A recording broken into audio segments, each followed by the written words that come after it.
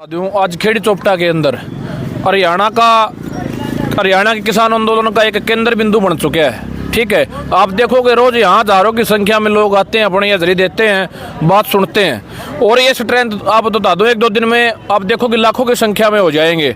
ठीक है, और यहाँ से एक बड़ा फैसला लिया जाएगा। ये नहीं कि आज आप देखोगे तो अपने बॉर्डर पे बैठे हैं, भाई आप खनौरी बॉर्डर की बात कर लो या शंभू बॉर्डर की बात कर लो, ये कोई बड़ा मामला नहीं है। लेकिन जिस दिन खेड़ी चोपटा से किसान यहाँ से उठ के चलेगा तो ये सरकार को जितने बैरिकेड लगाने हैं या और सरकार है जो ये प्रशासन सरकार के इशारे पे काम कर रहा है। सरकार के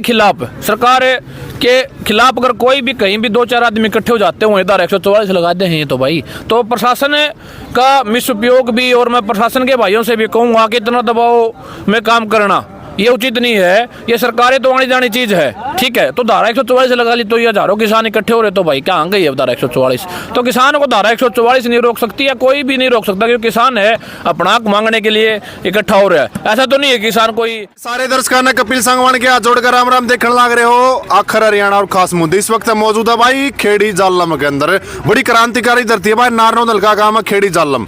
एक बार पढ़ना दिखा दे भाई, मैं कैमरा लगा तक कहूँगा खेड़ी जालम के अंदर खेड़ी चोपटा भी जो इसने कह दे हैं।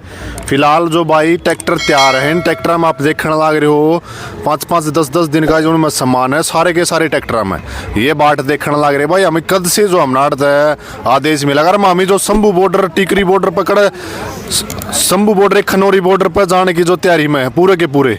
तो फिलहाल हमारे साथ मौजूद है भाई जानी मानी हस्ती जो किसी परीक्षा का मुताज ने भाई विकास सोरेन, लगातार पिछले कई सालों से जो किसानों की सेवा में, लेकिन इनका खुद का संगठन भी है। तो सारी बातचीत कराएंगे भाई, ताज मुलाकात हुई भाई साहब। राम राम। राम राम भाई, राम राम। और कैसे हो? बढ़िया सांगवान साहब, आप बताओ। आप तो ठीक हो? सरकार का पसीने ले रखे ट्रैक्टर में भाई बात क्या है कि सरकार है ना मजबूर कर रही है। ये किसान है, किसान में अपने खेत का काम है, काम का समय चल रहा है, सरकार किसानों को मजबूर कर रही है। भाई किसान को अगर सरकार मजबूर करेगी तो भाई पसीना तो आना एक आम सी बात है। तो क्या कहोगे? जैसे भी ट्रैक्टर में बैठे तैयारी मतलब नुकसान आ रहे हैं, थोड़ा इशारा होना बाकी है। सारे के सारे ट्रैक्टर में तेल भरया है, ठाडी टंकी है, सामान है, 15-15 20-20 दिन का राशन है परमानेंट। जो कर दिल्ली बॉर्डर पर शंभू मुन्ना हो रहे थे नुए सेम के सेम मोर्चे ट्रैक्टर हमारे गाड़। आपको एक बात बता दूं, आज खेड़ी चोपटा के अंदर हरियाणा के किसान आंदोलन का एक केंद्र बिंदु बन चुका है। ठीक है, आप देखोगे रोज यहाँ हजारों की संख्या में लोग आते हैं, अपनी हाजिरी देते हैं, बात सुनते हैं और ये स्ट्रेंथ आप बता दो एक दो दिन में आप देखोगे लाखों की संख्या में हो जाएंगे। ठीक है, और यहाँ से एक बड़ा फैसला लिया जाएगा। ये नहीं कि आज आप देखोगे तो अपने बॉर्डर पे बैठे हैं, भाई आप खनौरी बॉर्डर की बात कर लो या शंभू बॉर्डर की बात कर लो, ये कोई बड़ा मामला नहीं है। लेकिन जिस दिन खेड़ी चोपटा से किसान यहाँ से उठ के चलेगा तो ये सरकार को जितने बैरिकेड लगाने हैं या अपने जितने भी ये माटी के ट्रंक खड़े करने हैं, जो भी सरकार को करना अपनी पुख्ता तैयारी कर लो। हमने अपनी पुख्ता तैयारी कर रखी है। हम तो चाहते हैं किसी न किसी तरीके से भाई इसका शांतिपूर्ण तरीके से इसका समाधान निकले। लेकिन सरकार की मनसा आप देखोगे, रबड़ की गोलियां किसानों को मारी जा रही है, आंसू गैस के गोले किसानों पे दागे जा रहे हैं। तो सरकार का जो रवैया है वो तानाशाही पूर्ण है। बिल्कुल विकास भाई, मैं और भी बात कर लियो आप भाई। अगर हरियाणा में बातचीत कर लिया तो और एक चीज में गुटबाजी नजर आने लगी। मैं बात कर लूँ संगठन की भी नु कहे हुए तो एसकेएम के हैं कोई सरकारी किसान फलाने दगड़ा मुकड़ा इस डाल की बात कहने लग रहे हैं लोग। कौन कह रहे हैं? सरकार कह रही। सरकार तो कह रही। एक बात बताओ, आम पब्लिक कह रही कि रोड बंद है, किसान भी कह रहे। सुन, रोड बंद है, नेट बंद है, इन्हें पूछने वाला भाई कर किसने रखा है?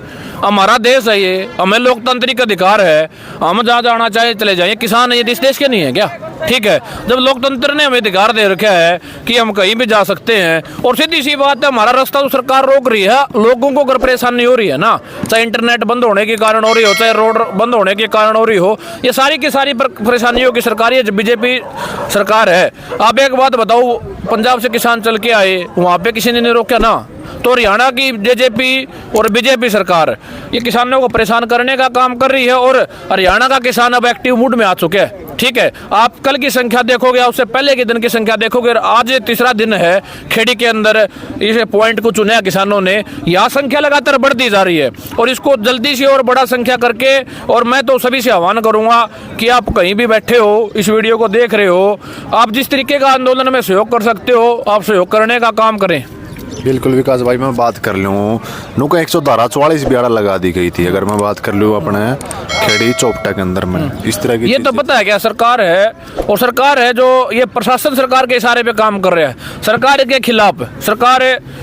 खिलाफ अगर कोई भी कहीं भी 2-4 आदमी इकट्ठे हो जाते हो धारा 144 लगाते हैं तो भाई, तो प्रशासन का मिसउपयोग भी, और मैं प्रशासन के भाइयों से भी कहूँगा कि इतना दबाव में काम करना ये उचित नहीं है। ये सरकारें तो आनी जानी चीज है, ठीक है। तो धारा 144 लगा ली तो ये हजारों किसान इकट्ठे हो रहे, तो भाई क्या आ गई है धारा 144?